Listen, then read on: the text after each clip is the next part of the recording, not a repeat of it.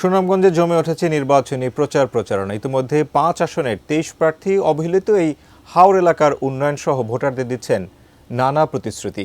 এই বিষয়ে আরও জানাতে সুনামগঞ্জ থেকে সরাসরি যুক্ত হচ্ছেন প্রতিনিধি মেহেদী হাসান। মেহেদী হাসান, আমরা জানি যে ২৩ জন প্রার্থী ৫টি আসনে ইতিমধ্যে প্রচারণায় বিভিন্ন প্রতিশ্রুতি দিচ্ছেন। কি প্রতিশ্রুতি দিচ্ছেন, আসলে কি আছে আপনার কাছে জানাবেন? ধন্যবাদ আপনাকে। আপনি জানেন যে সুনামগঞ্জ একটি হাওর বেষ্টিত এলাকা এবং এই সুনামগঞ্জের যে ৫টি আসন, সেই ৫টি আসনে কিন্তু সকল দলে প্রায় ২৩ জন প্রার্থী প্রতিদ্বন্দ্বিতা করছেন এবং সকলেই কিন্তু হাওর কেন্দ্রিক প্রতিশ্রুতি দিচ্ছেন এবং মানুষকে বিশ্বাস করাতে যাচ্ছেন তাদের দেওয়া যে প্রতিশ্রুতি, তারা নির্বাচিত হলে তারা সেই প্রতিশ্রুতি বাস্তবায়ন করবেন। আমরা এই মুহূর্তে আছি সুনামগঞ্জ ৪ আসনের জাতীয় পার্টির যিনি মনোনীত প্রার্থী আছেন নাজমুল হুদা হিমেল, তার প্রধান কার্যালয়ের সামনে। তিনিও আমাদের সাথে আছেন। আমরা আসলে তার কাছ থেকে একটু যদি শুনি, আপনারা আসলে ভোটারদের কি প্রতিশ্রুতি দিচ্ছেন?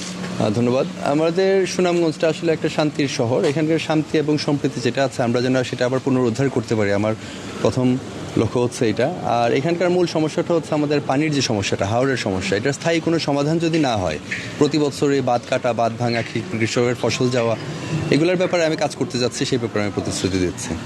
ধন্যবাদ। আশা করি আপনি শুনছিলেন, আসলে তাদের মূল উদ্দেশ্যটা হচ্ছে বাসান পানির ন্যায্য অধিকার আদায়ে তারা আসলে কাজ করছেন। তো এই ছিল আমার কাছে সুনামগঞ্জ থেকে নির্বাচনী প্রচারণার সর্বশেষ তথ্য।